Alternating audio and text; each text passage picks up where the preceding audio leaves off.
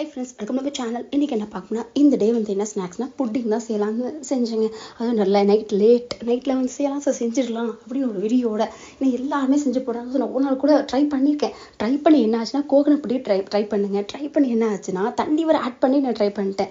தண்ணி ஆட் பண்ணாமல் ட்ரை பண்ணாதான் நான் டேஸ்ட் நல்லா புட்டிங் நல்லா வரும். ஆட் பண்ணி செஞ்சு அது வேஸ்ட் ஆகி அதில் என்ன பண்ணுறோன்னா, நம்மளுக்கு கரெக்டாக ஒரு திருநெல்வேலி மஸ்கோ தல்வா அந்த மாதிரி தான் வந்திருந்தது. அதை வந்து அடுப்பில் போட்டு கிண்டி நான் மஸ்கோ தல்வா வந்து ஸோ செகண்ட் டைம் ட்ரை பண்ணுறோம். ஸோ ஒரு ஆசையாக சரி நல்லா வரணும்னு ட்ரை பண்ணலாம். அதுமாதிரி கேரட் யூஸ் பண்ணி ட்ரை பண்ணி பார்க்கலாம் அப்படின்ட்டு ஒரு ஐடியாங்க. ட்ரை பண்ணுங்க. ஒரே ஒரு கேரட் தான், கம்மியாக தான் செய்யலான்ட்டு யோசிச்சேன். அது ஒரு கேரட்டை எடுத்து மிக்ஸி ஜார் எடுத்துட்டேன். ஒரு கேரட்டு குட்டி குட்டி பீஸாக நறுக்கி போட்டாச்சு. அதுக்கப்புறம் தேங்காய், ஒரு கப் தேங்காய் நல்லா நறுக்கி. ஏன்னா நம்ம ஒரு கப் போட்டு தான் கொஞ்சமாவது வரும், ஒருத்தர் சாப்பிட்ற அளவுக்கு அது நம்ம என்ன சொல்கிறது வரும்.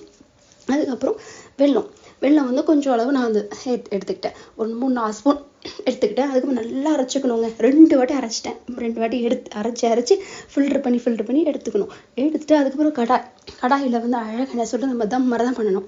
ஸோ உள்ளே வச்சுட்டு அழகாக வச்சுட்டேன். ஒரு டைம் பார்த்துட்டே இருந்தேன்.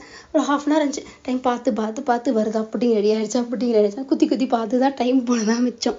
அதுக்கப்புறம் மிந்தினது என்ன பண்ணால் வேஸ்ட் பண்ணாமல் அதையும் வறுத்துட்டு அது சக்கரை பாகில் என்ன பண்ண போட்டு நல்லா கரெக்டாக அது ஒரு ஸ்வீட் ஆகிடுச்சு.